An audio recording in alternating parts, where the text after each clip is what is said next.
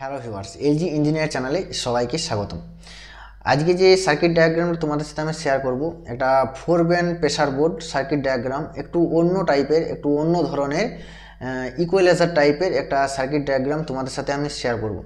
যারা কম্পিটিশান করবো ভাবছো, কম্পিটিশান করার জন্য এই সার্কিটটা পুরোপুরিভাবে পারফেক্ট। তার কারণ হচ্ছে এই সার্কিটটা গেন খুব হাই গেন আর খুব ক্লিয়ার সাউন্ড।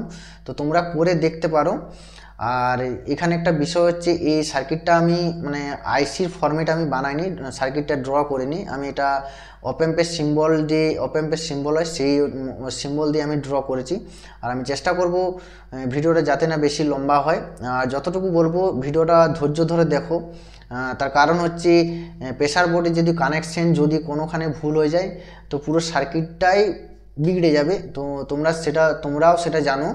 তো ভিডিওতে যাওয়া যাক বা ডায়াগ্রামের মধ্যে যাওয়া যাক। ধৈর্য সহকারে ভিডিওটা দেখো। তো চলে এলাম ভিডিওর মধ্যে, দেখো। তো ভিডিওর প্রথমে আমি বললাম দেখো যে ভিডিওটা ধৈর্য সহকারে দেখো। তার কারণ হচ্ছে আমি এই সার্কিটটা আমি আইসির ফরম্যাটে বানাইনি, এটা আমি অপ্যাম্পের ফরম্যাটে বানিয়েছি, যাতে তোমাদের বুঝতে সুবিধা হয় সেই জন্য। তো যারা যারা অপ্যাম্প বুঝতে পারছো না তারা চ্যানেলে গিয়ে দেখতে পারো, আমি অপ্যাম্পের নিয়ে একটা ভিডিও বানিয়েছি। তো দেখো, আমাদের টোটাল 3টে আইসি লাগবে, 4558 আইসি। তো 4558 আইসি মানেই তোমরা বুঝতে পারছো কতটা প্রেশার হবে। তো দেখো 3টে টোটাল, এ একটা আইসি, এটা এ সেকশন, এটা বি সেকশন। আর এখানে দুটো আইসি, যে দুটো আমি 4টে আমি ফ্রিকোয়েন্সি তৈরি করেছি: 32 হার্জ, 64 হার্জ, 125 হার্জ, 250 হার্জ। তো তারপর দেখো, প্রত্যেকটা আইসির দেখো আমি পিন নম্বর দিয়ে দিয়েছি, আর নন ইনভার্টিং পিন, ইনভার্টিং পিন আমি সব সাইন দিয়ে দিয়েছি প্রত্যেকটা আইসি। এটা হচ্ছে এ দুটো মিলে একটা আইসি, এ দুটোতে একটা আইসি, এ দুটোতে একটা আইসি। তো ফার্স্ট আইসিতে আমাদের অডিওটা ইন হচ্ছে, দেখো মাস্টার ভলিউম দিয়ে। এখানে 100 কি একটা ভেরিয়েবল রেজিস্টার লাগছে, দেন আমাদের অডিওটা ইন হচ্ছে এখানে নন ইনভার্টিং পিনে। আর এটা হচ্ছে গ্রাউন্ডের লাইন, ওদিকে একটা লাইন আছে, আমি পর দেখাচ্ছি, কারণ সার্কিটটা খুবই বড়, ড্র করতে লেগেছে, একটা ধরাচ্ছে না। তো এটা হচ্ছে গ্রাউন্ডের লাইন, এটা হচ্ছে গ্রাউন্ড লাইন, আমি সব সিম্বল দিয়ে দিয়েছি দেখো। তো এখানে ভেরিয়েবল রেজিস্টার হয়ে অডিওটা আমার ইন হচ্ছে, এখানে ইনভার্টিং পিনে ইন হয়ে এখান থেকে অডিওটা আমার আউটপুট হবে। আর পার্ট বি সেকশনে অডিওটা আমার এই যে এখানে মানে ফ্রিকোয়েন্সিটা অ্যাম্প্লিফিকেশন হচ্ছে, সেখান থেকে অডিওটা আউট হয়ে আমার এখানে ঢুকবে। এই আইসির 1 নম্বর আইসির বি সেকশনে ইনভার্টিং পিনে আমার অডিওটা ঢুকে আমার এখান থেকে আউট হবে। পুরো ফ্রিকোয়েন্সিটা এখানে অ্যাম্প্লিফিকেশন হচ্ছে ভেরিয়েবল রেজিস্টারের মাধ্যমে। তো দেখো এখান থেকে অডিওটা আউট হয়ে এখান থেকে বেরোচ্ছে আমার। 4টা ভেরিয়েবল রেজিস্টার নিয়েছি। এখানে তোমরা 50K করে ইউজ করবে বা 47K, তার মানে অধিক ব্যবহার করবে না, ঠিক আছে। 50K না হলে 47K, 47K তোমরা ব্যবহার করে 50K। তো এটা হচ্ছে 32 হার্জ, এটা হচ্ছে 64 হার্জ, এটা হচ্ছে 125 হার্জ, এটা হচ্ছে 250 হার্জ।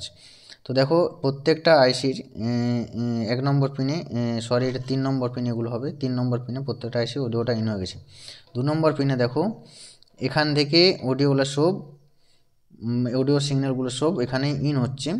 তো আমি প্রত্যেকটা আইসির ভ্যালু করে দিয়েছি, প্রত্যেকটা কম্পোনেন্টের ভ্যালু আমি বসিয়ে দিয়েছি। আর এ হচ্ছে একটা গ্রাউন্ড, কারণ এটা হচ্ছে আমি ফিল্টার পাস করে করে করেছি, যার কারণে এটা খুবই ক্লিয়ার সাউন্ড আসবে, হাই পাস ফিল্টার করে করেছি। তো দেখো এখানে কতগুলো কম্পোনেন্টের ভ্যালু বসানো নেই সেগুলো আমি বলছি। আর এগুলো বসানো নেই তার কারণ হচ্ছে এগুলো সেম টু সেম লাগবে। তার কারণ হচ্ছে এখানে যে ক্যালকুলেশানটা করেছি, এই ভ্যালুগুলোর বিশেষে আমি ক্যালকুলেশানস করে গ্রাউন্ড করেছি এগুলো, বুঝতে পারছো। তো এখানে আমি বলছি দেখো, প্রথমে যে ক্যাপাসিটরটা লাগছে সাইনগুলো ভালো করে লক্ষ্য করবে। এখানে 2.225 বলে একটা ক্যাপাসিটর লাগবে, এটাতে লাগবে 1 মাইক্রোফ্যারাড 25 ভোল্ট, এটাতে লাগবে 0.3325 ভোল্ট, এটাতে লাগবে 0.2225 ভোল্ট। তারপর দেখো এই যে ক্যাপাসিটরের এগুলো পিএফ, এগুলো ক্যাপাসিটর দেবে, পিএফ দেওয়া চলবে না এগুলো। এখানে যে পিএফ ক্যাপাসিটর দেবে এখানে 473, এখানে দেবে 333, এখানে দেবে 153, এখানে দেবে 103। এ হলো ফুল সার্কিট। এখানে দেখো প্রত্যেকটা ফিল্টার করে গ্রাউন্ড করা আছে। এটা হচ্ছে গ্রাউন্ড লাইন আর এ হচ্ছে একটা গ্রাউন্ড লাইন, দুটো গ্রাউন্ড লাইন টোটাল। আর ভোল্টেজ তো দিতে হচ্ছে 8 নম্বর পিনে, 4 নম্বর পিনে plus minus voltage dual supply চলবে। ভোল্টেজ 12 থেকে এখানে লিখে দেওয়া আছে। তো পুরো সার্কিটটা তোমরা স্ক্রিনশট মেরে নাও, করো, খুব ভালো রেজাল্ট পাবে। এটা খুব ভালো মানের একটা সার্কিট। যদি কারোর অসুবিধা হয় তোমরা কমেন্ট বক্সে জানাও, প্রবলেম হলেও কমেন্ট বক্সে জানাও, আমার সঙ্গে কন্ট্যাক্ট করো, আমি বলে দেবো কোথায় প্রবলেম হচ্ছে। তো এই সার্কিটটা পুরো খুব একটা ভালো মানের সার্কিট। প্রত্যেকটা ক্যালকুলেশনস বিশেষে তোমরা ক্যালকুলেশনস করে দেখতে পারো যারা জানো।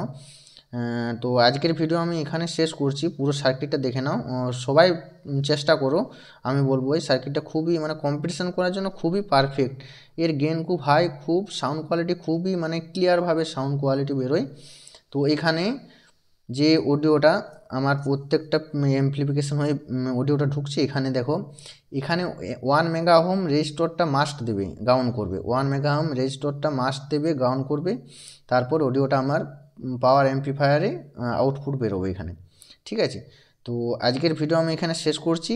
তো পুরো সার্কিটটা দেখে নাও, এই হলো ফুল সার্কিট। ঠিক আছে, চেষ্টা করো, প্রত্যেকটা ভ্যালুর মান বসানো আছে, কোনো কম্পোনেন্টের ভ্যালু চেঞ্জ করবে না, আমি একটাই রিকোয়েস্ট করব।